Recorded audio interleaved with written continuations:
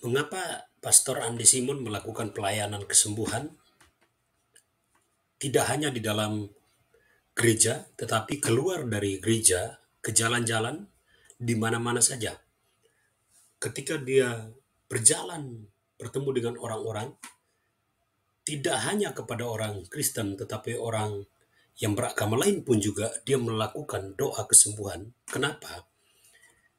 Karena kekristenan itu bukan sekedar agama, tetapi kekristenan adalah sebuah gaya hidup yang harus dijalankan di tengah-tengah umat manusia. Jadi setiap orang yang bertemu dengan orang Kristen, lalu kemudian orang Kristen melakukan kebaikan, itu karena memang visi Tuhan adalah setiap kita dipertemukan sebagai manusia ciptaannya untuk berbuat baik. Nah, salah satu perbuatan baik yang dilakukan oleh Pastor Andi Simon adalah mendoakan orang-orang sakit. Nah, sebenarnya saudara-saudara, orang Kristen dimanapun saudara berada, kita diberikan mandat oleh Tuhan untuk mengasihi siapa saja. Dalam bentuk kasih kita bisa mendoakan siapa saja. Orang yang sakit kita doakan bukan karena kita ingin mendapatkan bayaran. Tetapi firman Tuhan berkata begini, Injil itu diberitakan harus dengan cuma-cuma. Artinya, kalau saudara-saudara mendoakan orang sakit di dalam nama Tuhan Yesus, itu saudara melakukannya bukan untuk mendapatkan bayaran, tetapi cuma-cuma. Artinya, tidak menuntut balas, tidak menuntut yang namanya bayaran.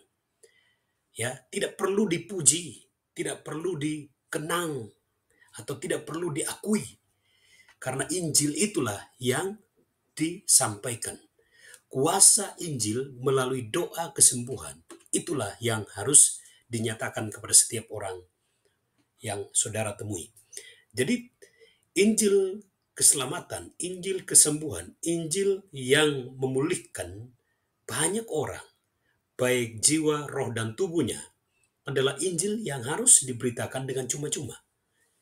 Tidak boleh menuntut sesuatu dari orang yang mendengar Injil atau menerima doa kesembuhan.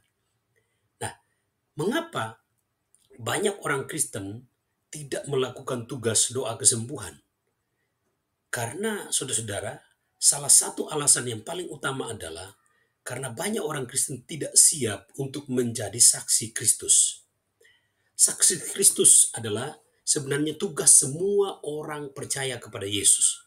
Jadi kalau saudara berkata saudara adalah orang Kristen, buktikan bahwa saudara bukan orang beragama saja, tetapi buktikan bahwa saudara adalah orang-orang yang di dalam hidupmu ada Kristus, ada firman kebenaran, ada kuasa Roh Kudus. Jadi saudara hidup dimanapun berada, saudara adalah saksi kebenaran. Orang Kristen hidup di dunia bukan untuk mendirikan agama.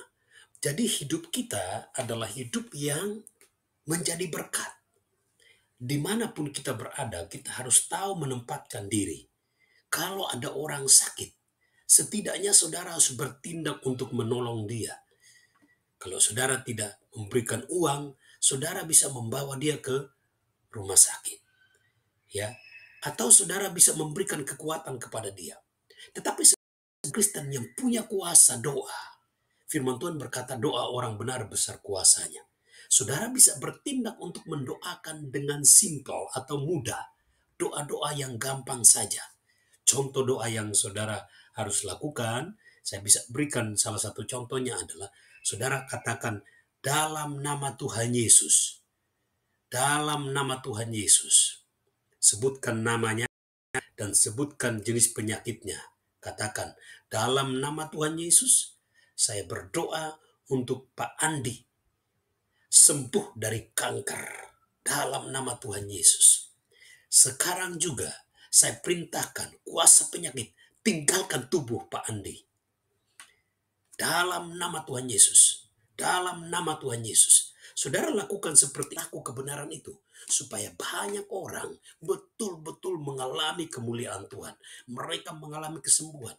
Mereka mengalami pemulihan. Mereka diselamatkan oleh Kristus sebagai Tuhan dan Juru Selamat. Saya sampaikan hal ini, ya.